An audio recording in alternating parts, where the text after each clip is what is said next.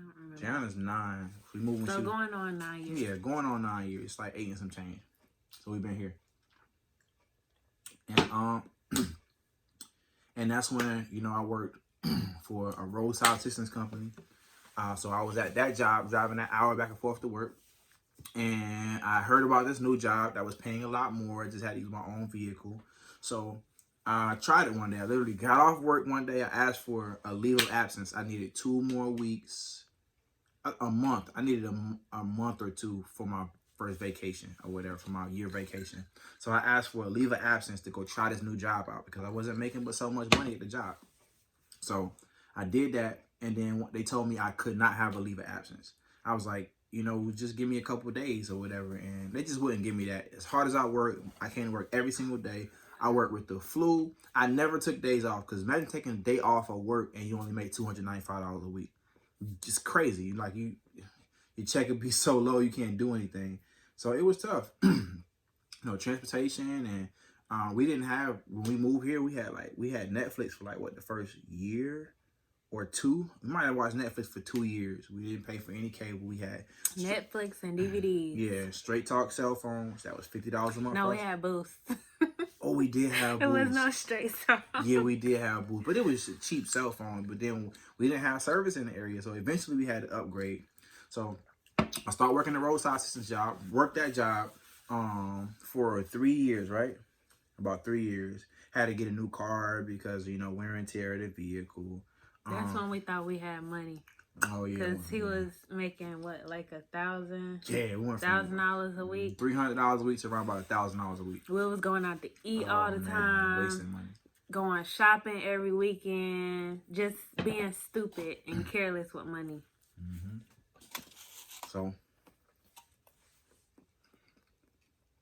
very careless with our money, and I remember her mom used to be like, "Oh, you better put some of that money away.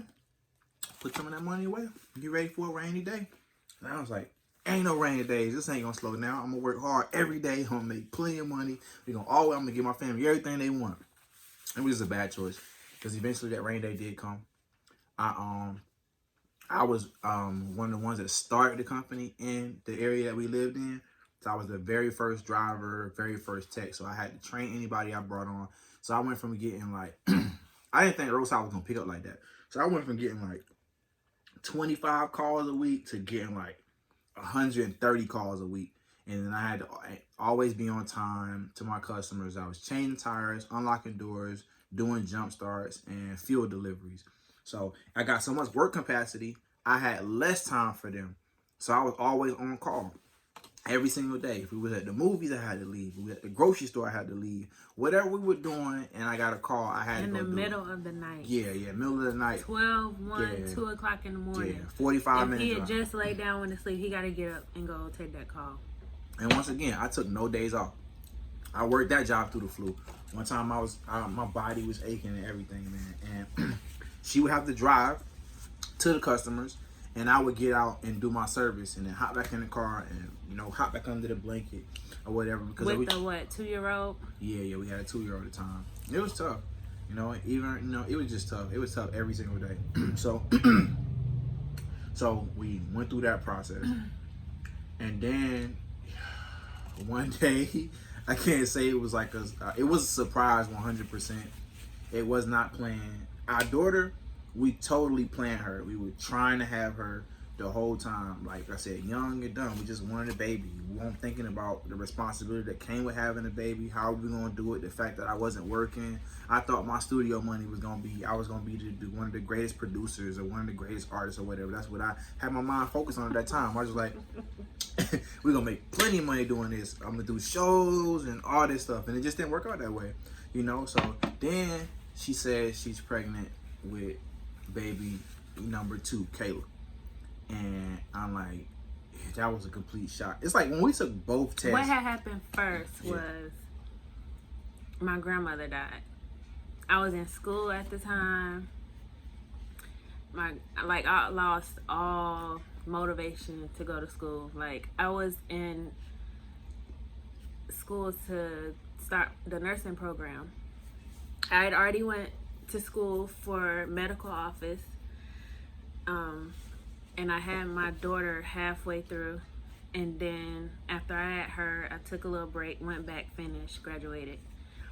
And then I went back, what was it, like a year or two later? Went back to school a year or two later. Well, we found out about her grandmother getting sick. We found we was pregnant at the same time. So we couldn't even tell anybody that we were pregnant because it was a lot going on. Yeah, it was just a lot going on. You don't want to put no more stress.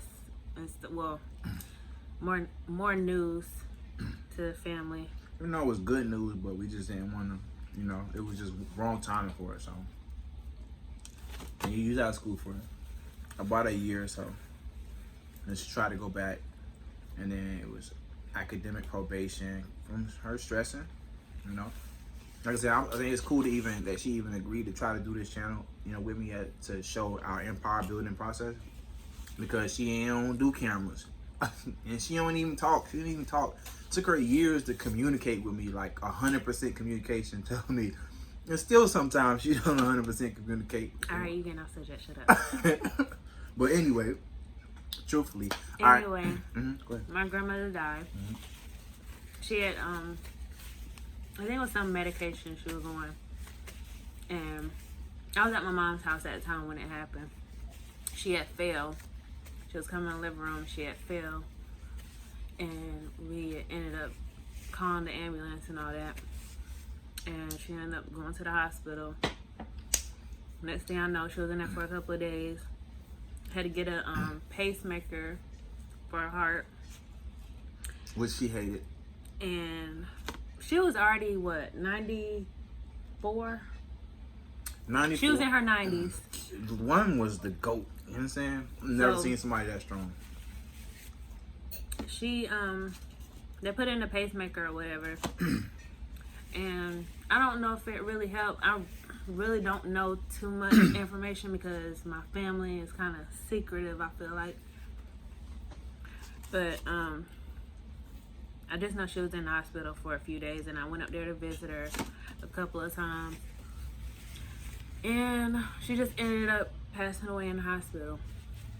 And I found that out while I was here at home. I got the news over the phone, and who was it? My aunt called you, and she was like, "You need to come up here to the hospital or something." I guess just to see her body or whatever before they roll her away and all that. Yeah. And I don't know. I took it hard. Like I said, I was in school. I stopped going to school completely. Then finding out I'm pregnant, it was a lot. So I'm sitting here thinking, like, what I'm gonna do with a 2, almost 3-year-old and a newborn baby, and I was 22, 23. What are we gonna do? Now we got another child, and we're getting by with the one we currently have, because we were making $1,000 a week, but like I said, it was tiring. It was hard to make that $1,000 a week. With time, it was just tough. So I had to hire new people. So I brought new people on to help me out. So now I was splitting this 130-some calls a week, and they weren't as efficient as I was, or as they were good workers. Those were my friends. I hired my friends. But as far as efficiency, I'm just being honest. Like, I was on point at all times, and sometimes they would have moments of personal situations where they would kind of slack. So the call volume didn't increase. I was expecting the call volume to increase so I can, make my money and make a schedule so we all can work at the right times. Anyway, they didn't, so it wasn't enough for all of us to split. So me being the person I am, I said I needed to find something else. So it was bigger than me finding a job. I had to find a career. So that's when I went into the trucking industry. And I talked about trucking industry in the earlier videos. So you can go back and check that content. And then, that was the process with our babies, We had Caleb, so it was just bigger for me, Everything changed. It was like, we knew doing roadside assistance wasn't going to cut it. With 2 kids and him trying to take care of a wife. I wasn't working. I was just in school. Yeah. So that's when, you went to trucking school after I had him? After he was born, he was about 4 months old when I went to truck driving school. 4 months. That was hard. Like, the whole process was hard. Like, I wasn't used to being a wife or a mother. I didn't have a role model or anybody show me like what to do, how to be a wife, how to cook, how to clean, how to take care of a baby. I learned all this stuff on my own. Like, good though. Because I my gained some mom, weight. shut up. My mom, she married one time, didn't last too long. She was engaged to my father, and they never got married. Yeah, it was a lot. Yeah, it's tough. It's tough. But I'm proud of her, you know. She studied. She asked questions, you know, and she learned. So she learned to cook. I used to cook. I cooked a little bit. Kind of the same things or whatever, but I just kind of did it different ways. Rice and chicken. And rice. Yeah, rice and chicken. I would cut it or I would saute it or whatever. I add my own little seed, mix it all together. It was good though. That and breakfast. Breakfast is easy to cook. But then with me working, especially truck driving, also I went truck driving school, I didn't necessarily consult with my wife about my decision.